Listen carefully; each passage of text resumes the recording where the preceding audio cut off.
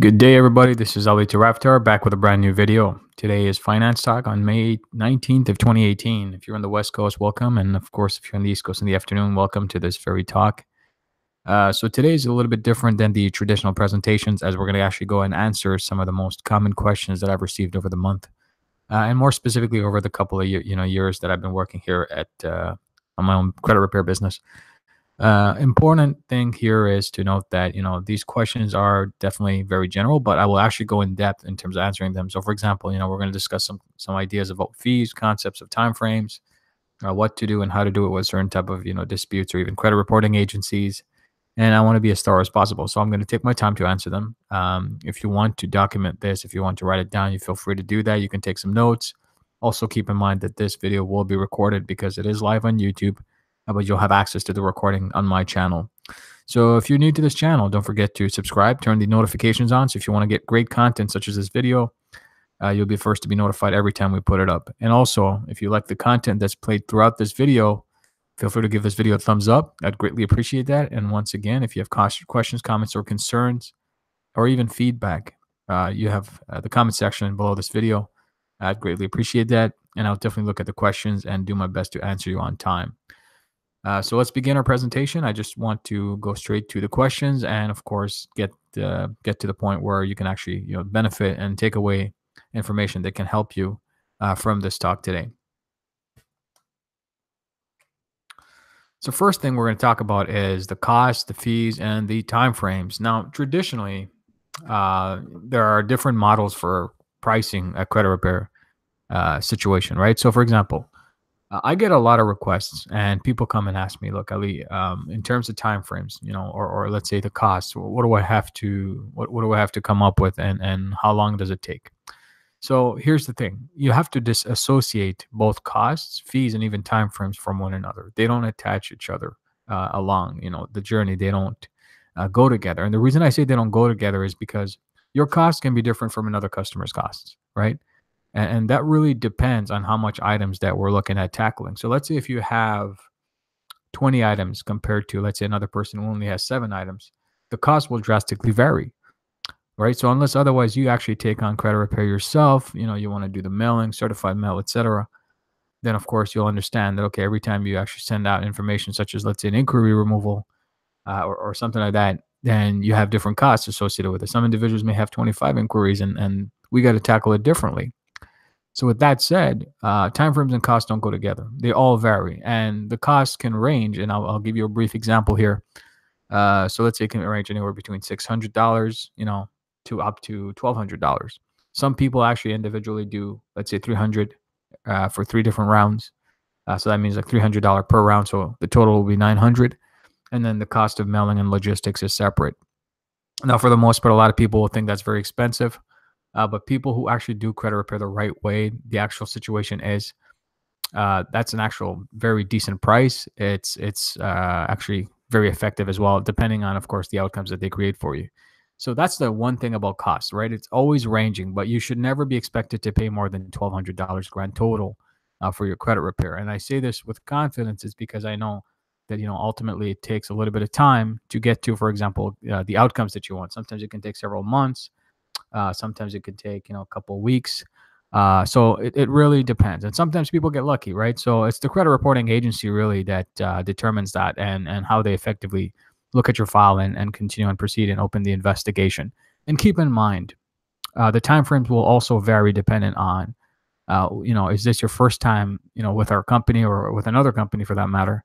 Is this your third time you're switching up companies because you're not satisfied with the outcomes and you've been with somebody else for a couple of months or possibly a year or two? So all these things will depend. And if you're just expecting results right away from that, then it's an unrealistic expectation. And I say this because, for example, when you start with another company and you're working with them and they're not able to deliver the outcomes that you're looking for, and what happens now is you're stuck because the credit reporting agencies have some sort of different criteria for you when they receive information to open another dispute or information for investigation on their end. So it will definitely vary. So you have to be careful with that. So when you come to somebody, or let's say you go into someone for a credit repair, and if it's not your first time with that individual or company, and you have to be honest with them, or even us for that matter, and say, look, Ali, this is my third company You guys are the third, or the other group is the third. And here's what happened in the past. And you have to be very concise because not every situation is the same, as I stated, right? Because if you're coming to us or going to another company and you had challenges getting certain items removed, you have to let us know that this is what happened and this is what the credit reporting agencies are saying. Based on that, we have to architect a new process to take on those negative derogatory items. So that varies drastically. So costs, that will also vary. So you have to look at it that way. Like I said, you won't possibly pay more than $1,200, but do expect, like for example, if you have a lot of items, the logistics are there. There are going to be fees, cost for mailing, cost of notarizing documents, certified mail, all these type of things, and it's worth it at the end. Here's why it's worth it at the end. It's because number one, you need credit every day, right? So if you don't use it, you're not growing either your wealth or you're not able to leverage yourself at certain times when you absolutely need it. Credit is an extension, right? It's not something that you can just walk away from and just leave it. You're responsible for it, but it gives you the ability to leverage your finances so you can actually move ahead in life and do the things that you want to do. So you be careful with how you do that. And that is why you need it. So it's definitely the outcome that you get from fixing your credit is far more superior than these measly costs you'll pay on a one-time basis, or even like, let's say, through a couple of months for a lifetime of good credit, if you know how to maintain it, of course.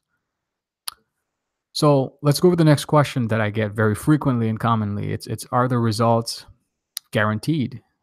Are the results guaranteed? Now, anybody in their right mind, whoever's doing credit repair, if they have their own business, of course, and you're coming to them to get some assistance on that side, typically they will tell you, yeah, we can guarantee you results, and we'll give you this kind of removal, deletions within an X amount of period. And I come across a lot of these individuals and so-called professionals, and I tell them all the time that, look, if you do that, you're risking your reputation. You can get sued for that, and it's illegal to do that. And the reason why it's illegal is because you don't have a button in your desk or wherever you are to press it so that you can actually fix the file of the customer on the other side. That's totally dependent on the credit reporting agencies and how they investigate. You cannot control that. So because if if it's not within your hand, the outcome is totally reliant on those CRAs. So you have to go based on whatever they give you as an outcome. So if you guarantee results, you're in big trouble. So customers coming into the credit repair side, looking for professionals, these so-called gurus, or even our company, if you're asking us, hey, Ali, can you guarantee the results? And the straight answer will be no. And the reason why we say that is because nothing in the credit reporting side is guaranteed. What we do, though, is we guarantee that we'll use the 100% methods, the most accurate and the most effective and aggressive methods in the industry. We know exactly what we're doing. We can guarantee that you'll get some response. We also guarantee that every time that there's another round, it'll be a lot more tougher. It'll actually progress instead of it being just stagnant and just singing the same template letter all over again. So we know it's a progressive, and that's what matters. If it's not progressive, it's not worth it. If it's no guaranteed, it's got to be progressive. So think about that. And what I mean by progressive is if you're coming to us and we take care of the first round, and the second round you get a couple of things removed, that's great. And then they say these items have been verified. Now we continue on that process and we investigate. And like I said, we architect a solution around taking care of that method of how they verified whether or not it was compliant. And that's a very big part of our business. So again, it's not only about disputing. It's not about sending the templates all over, same thing over and over again and just creating a repetition process and basically ultimately ending up in the frivolous dispute category, which is really terrible to be in. So I hope that you understand that nobody can guarantee the outcomes and results. And if they do, you run away. You go the other side and you just run and you don't look back. And the reason why I say that is because they're going to play with your file and they're going to do everything possible to possibly jeopardize your credit, possibly freeze it. And you're going to have a hard time obtaining credit after that. You don't want to be in that situation. Go in this business. If you're thinking of fixing your credit to hire, or you're hiring a company to fix your credit, go in the business as, with the assumption and with the expectation that results are not guaranteed, but have the reasonable expectation that the results will be progressive. We're going to move one step at a time. We're going to move ahead instead of back, and it's not going to be stagnant. And that's pretty powerful. Okay. So that's one of the things that I want to, clarify with a lot of individuals out there who are thinking that, the credit repair business is guaranteed results. It is not. Now, another question I get very commonly is, when you initiate investigations, do you do both with the credit reporting agencies and, of course, the creditors?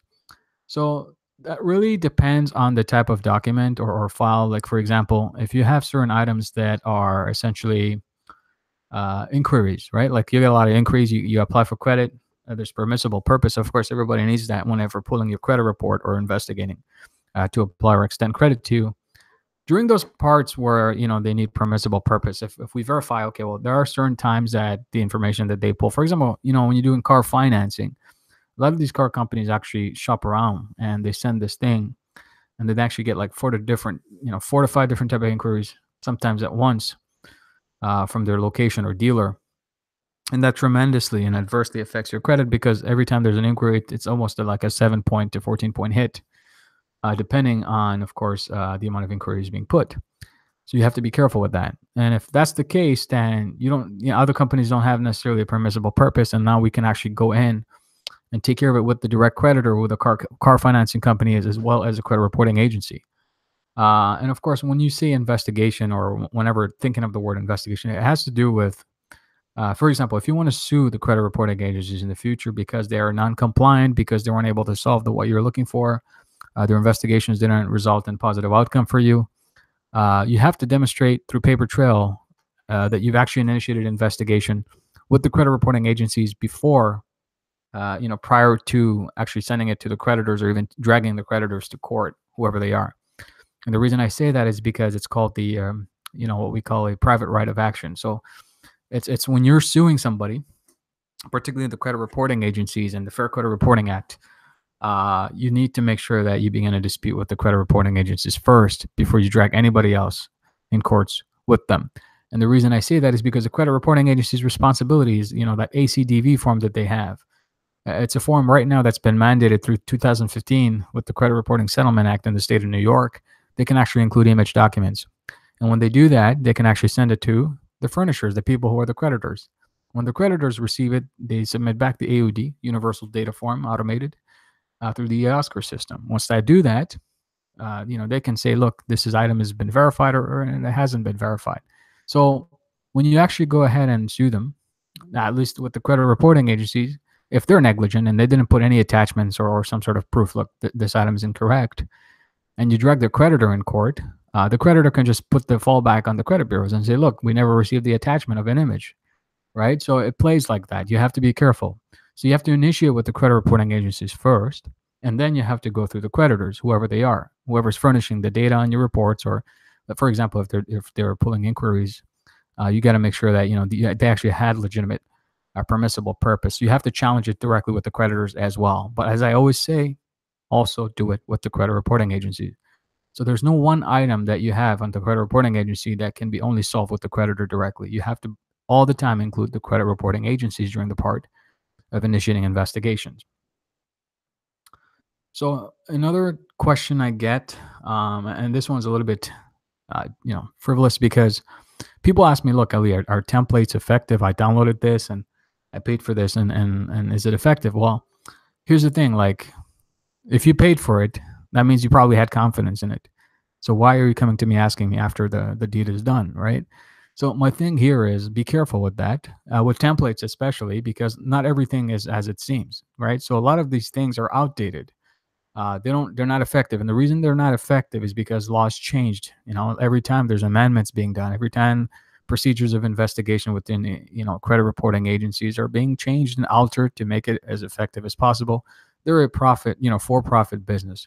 Just to give you a heads up, it's not about credit reporting their entire business model, right? There are business risk solutions, like, for example, institutional clients like ours, investment banks, they use business risk solutions. They use information such as data validator to verify whether or not a passport is legit, whether or not a driver's license is legit. Like Experian True ID is one of those products. So they do a lot of other business that doesn't rely totally on the credit reporting. So every time that, it's taken away manpower and resources to solve a problem, because they got, let's say, millions of disputes and challenges a month, they're becoming less effective at what they do in generating profit. And that's actually, something that we call enterprise resource planning. So they have to be very, very, very effective in terms of resolving the matter of an investigation. So with templates, they're outdated. Some of them are okay, like if you're asking basic information, like, hey, please freeze this, and anybody can type that up and send it, right? You can go to the FTC's website or wherever it is and call them up. For example, LexisNexis, or whether it be SageStream, these are companies that you can easily write up a template. You don't need to buy anything for that. It's very, very free. You don't have to go out of your way to figure that out. But removing items and all these type of things, I mean, you cannot create a template for that. Your situation can be different. You can have applied for a credit 5 years ago and it's in collections, a year later, and it's 4 years in California that it's been on collection, and that's statute of limitation. A template's not going to solve that. If you ask for debt validation, you can just go based on the statute of limitation. So there's very, very different varieties of how to solve a credit issue, particularly with items. So templates, not so much. I would go as deep as to say, look at your entire report, make sense out of the accounts that you have there. Sometimes, yeah, okay, you'll have a lot of student loans, and that's okay. But aside from that, just make the sense out of the accounts that are there. Look at the inquiries. Look at if you recognize them. Look at the dates, the information, the names that are in your report. I always suggest that you remove, any other names aside from that one name, and you should never have multiple names there. Be careful with the employers. Be careful with the phone numbers that are listed. Typically with credit check total, though, here's one small disadvantage: is you don't see those phone numbers and all these different extra addresses. Sometimes you have a list, but not complete. Particularly with Equifax, you probably have a huge list, but you don't have the SSN listed. You don't have phone numbers. You don't have all these extra stuff. So to start your investigation first, wait until they sent you back a letter. At that time, you see a whole lot of other personal information that's included in those reports, and use that and remove it, because you just want to have one singular item. It's got to be congruent throughout the entire 3 credit reporting agencies if you want to make it as effective as possible. And with that, you can continue with your rounds, because now you're going to be questioning every single item that's ever been posted with the legitimacy of its belongings, with the previous names and previous addresses and previous information. So that's just something, that I always advise my customers and tell them, look, be effective when you do that. If you do this the way I said it, you'll probably win. So templates, not so much. It's more on analysis of your credit report. It's understanding your personal file at a deeper level and saying, okay, at which point do I recognize these accounts? Are they the way they're reporting? Are their numbers accurate? Are their balances accurate? Are, I don't know, the dates where they're listed for the most recent activity, is it accurate? And most times you won't have that until you actually get the official report from the bureaus. But credit check total will give you some sort of errors there as well. You just look at that and just go from there. Templates, I wouldn't encourage you. You can definitely try them, but you're going to be wasting your time long term. Some people say, well, Ali, I worked with 609. It works. It's amazing. Okay, I'm not saying it doesn't work. I never said it doesn't work. It's not effective, is that what I say? And the reason I say that is because every file is different. Okay, so you cannot keep sending the 609 if items come back verified. And if they're going to say it's frivolous, and you're going to be stuck. I'm not doing this for me. I'm doing this for you. So you look at the information in your report, analyze it, document it in a separate document first, and then prepare your investigations after that, and then submit it certified mail, return receipts, because you want to have paper trail. And if nothing's resolved, then you can ask the the creditors or the furnishers who reported those items, say, look, did you ever get something from the credit bureaus? And if so, can you tell me that you actually certified that this is true and correct and accurate, and that you're really compliant, right? So be careful with templates, is all I'm saying. I wouldn't say they're 100% effective, but you can actually look at some templates and get an idea of what to do. Maybe that's a good point for guide and referencing. So here's the other question that I get very commonly, and the question is, Ali, when do I start applying for a new credit? Well, this is a very good question. You can actually start applying right away, but you got to be careful. And I say that is because if I'm working on your file and you have 600 inquiries and you keep adding to the bunch because you feel that we're just here to clean it up for you, and then you're wrong. I can actually stop a file because I feel that you're not understanding what we're trying to do for you. You're making the process even ineffective, and we work on outcomes. So if you're delaying that purposely, even though we tell you strongly not to do that, then you're on your own, right? So I want you to understand that very clearly. And the reason I say that is because we're not here to hurt your file. We're here to make it better, and we need your help to do that, because it's your file at the end of the day. If you're careless with it, it's not going to help you or me, right? It's just going to prolong the inevitable. So when you apply for credit, we'll tell you, at least wait until some of the personal identifiers come off. Wait until some of the scores go up, and do it very leniently. Apply for one item maybe, and then wait a couple of weeks, maybe a month or two, do another item, You don't want to have more than 6 inquiries, like I mentioned, in a year or so, or even the 6-month period. But even then, it's unnecessary to have 6 inquiries. I mean, by that time, you should be able to, get a lot of items removed and maybe apply for 2 or 3 major things, build that credit profile, and go from there, right? So the cool thing is, like, we launched our business model, Prominent Wealth Group, and what we're doing there is we have a platform where you can actually make some money. You can recruit, you can network, you can build value-based network marketing. We do business credit. We actually include it in the package. We do credit repair, and we got a couple of programs. But we also add something we'll call it the trade line, a $20,000 trade line. Once we're 400 members strong, we'll add it. There's a monthly fee, yes, but we actually document that for the purpose of the credit reporting agencies. And us as institutional clients, we have relationships. We communicated with these bureaus, and of course, there are procedures and how to go about doing it. We want to also include the fourth bureau called Innovis, right? But we'll take care of that. But again, that's something that can be useful. I'm just giving you an example. I'm not promoting. I'm just giving you an example that you don't need a lot of inquiries to increase your score. So just be careful with that. So don't start until you start getting some items removed. Don't start until you get see some inquiries gone. And then, like, let's say if you have like 2 or 3 inquiries, then maybe adding one there is not going to hurt you, especially if your credit score is up. And it's got to be strategic, right? What kind of lines are you adding? What kind of credit are you applying for? Is it going to be useful to you? If not, then just get a secured card, okay, and then open a file and just pay it down. Use it a little bit, pay it down. Just maintain a small balance, and then start establishing what we call the payment history, which is a very good factor, and the score factor, right? Like when you're getting that score. So there are a lot of different things to consider when it comes to that. So I hope that you get my perspective of why I say don't start thinking of applying for credit until you start seeing some items come off. And as we're progressing, then I'll tell you, look, or ask me, right? As you're working with me, ask me, hey, Ali, can I start applying now? And I'll ask you, like, what exactly are you looking for? What do you want to do? What kind of credit do you need? So these are the things that we'll have to work with each other on as long as we're working on your file. And then here's another question I get, what are the fallback bureaus and how do they work? So typically, a lot of people who go through fraud, like if they have a fraud claim or an ID theft situation in your credit reports, they have these things called fallback bureaus. And the reason why they do that is because, let's say they freeze your bureaus, right? Like anybody cannot pull your credit report anymore. Let's say whether it be Experian, TransUnion, or Equifax. And you go and say, Ali, look, I'm going to try to apply for credit, or you don't tell me, you just do it. And what is going to happen is the credit reporting agency is going to say, look, we need more information on you. We can recognize your information. You're going to call them. And as you're on the phone with them, as you're giving them details, they have some things called the fallback bureau, ID Analytics, Trust Factor, LexisNexis. They also have Innovis and a bunch of other bureaus that they can just pull up. And you cannot see inquiries on those because typically it's not affected in the major 3 credit reporting agencies. But that's how they use it, right? So if you have a situation where you're frozen because of certain identity theft, further verifications are typically done over the phone, or they ask you through documentation to submit driver's license, social security, a bunch of other things, proof of residence, all these type of things.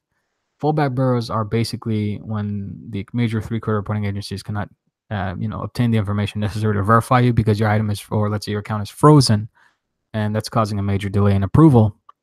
And also keep in mind that if you're frozen, approval limits can be deduced. So for example, if you want to get a 10,000 limit, usually if you have all 3 bureaus enabled without it being frozen, you're possibly going to walk away with that limit. But if you're trying to get 10,000 limit and you froze, like, let's say 2 of the 3 bureaus, and they have to rely on a fallback bureau, the possibility of getting the 10,000 is going to be in half. You can probably get 5,000, maybe even 3 or even 2.